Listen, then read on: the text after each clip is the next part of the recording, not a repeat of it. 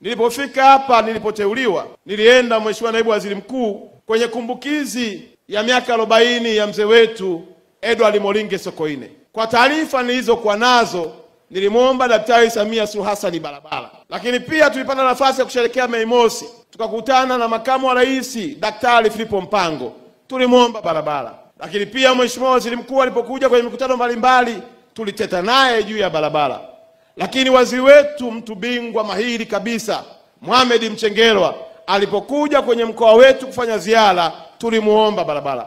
Barabara tuliamua iwe ni ajenda ya kuanzia kiongozi wa serikali ya mtaa mpaka kiongozi wa mkoa, na kazi imefanyika.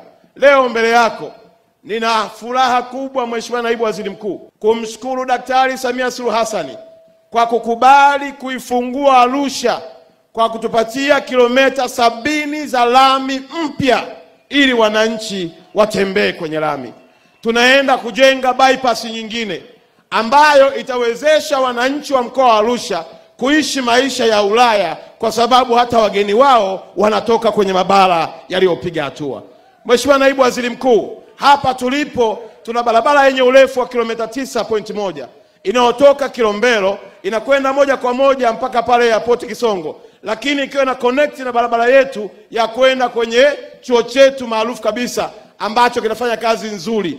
Barabara hiyo iko kwenye usanifu na inakwenda kujengwa kwa njia 4 kuhakikisha kwamba wananchi wa mkoa wa Arusha wanakula maisha mazuri. Lakini kutoka Longido unaenda mpaka Sia kilomita 53 iniko kwenye usanifu kwa ajili ya kujenga barabara nyingine ya lami, ili watalii wanaotoka Arusha wanaopita kwenye maeneo mengine wakiungana na wale wa Nairobi kutoka Kenya waweze kwenda kuangalia mlima Kilimanjaro bila kupita katikati ya barabara yetu, ikiwa ni kazi nzuri njema inayofanywa na Daktari Samia. Kutoka Tengeru kwenda mpaka Usa ni kilomita 11.3. Kutoka pale kwenda mpaka Kia ni kilomita karibia 26. Barabara hiyo na yenyewe msanifu yuko kazini, inafanya kazi nzuri, inakwenda kujengwa na yenyewe kwa njia 4 kuhakikisha kwamba Kilimanjaro na Arusha na Nairobi vinaungana. Hiyo ndio kazi ya Daktari Samia aliyotutuma kusimamia. Mheshimiwa Naibu Waziri Mkuu, tunao mpango chini ya ndoto kubwa ya Daktari Samia kuifanya Arusha kuwa Arusha ya Ulaya.